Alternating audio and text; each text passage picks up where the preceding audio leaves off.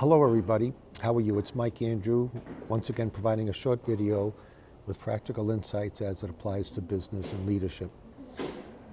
Let me talk today about finance. Finance is the language of business, and many people are intimidated by finance as the language of business. And this is the time of the year when companies are announcing their financial results, so I think it's timely to talk about this topic.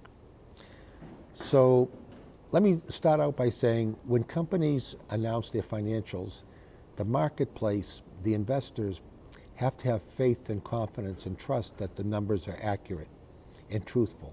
And how do they do that? That's where the auditors come in, and the auditors make sure that the company has generated and reported their financials in accordance to either what's called GAAP, Generally Accepted Accounting Principles.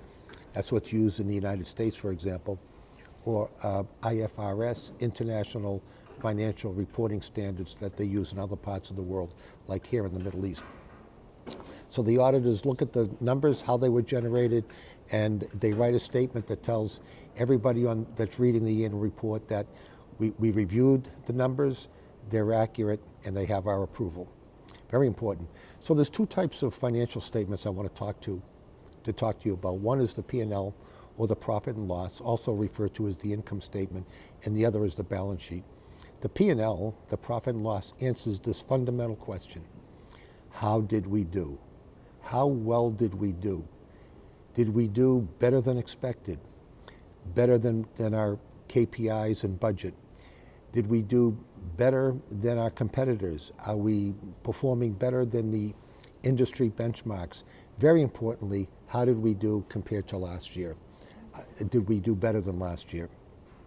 And the P&L is basically, in simple terms, sales or revenue, same thing, minus all your costs to give you your income. Now, they break out the costs in different components. That's a little complicated.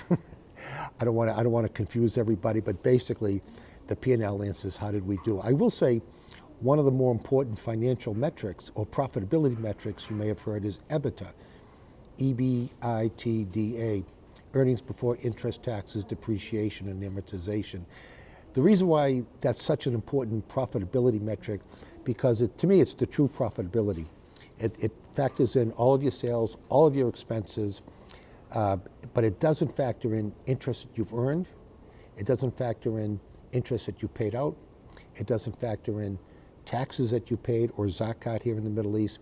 And it doesn't factor in amortization and depreciation, which are non-cash accounting mechanisms. So let's get that out of there, and let's look at EBITDA, earnings before interest, taxes, depreciation, and amortization, as a really critical profitability metric. The other report is called the balance sheet, and that answers the question: how healthy are we financially? Do we have healthy cash? Do we have healthy assets that we can turn into cash if necessary? Do we have healthy investments? Are we managing our debt? And do we have healthy equity? If you look at your own personal finances, you could quickly calculate your balance sheet. How much cash or assets do I have? A home, car, other types of assets. And on the other side, what debt do I have to cover those assets? And assets minus debt gives you equity. How much equity do I have?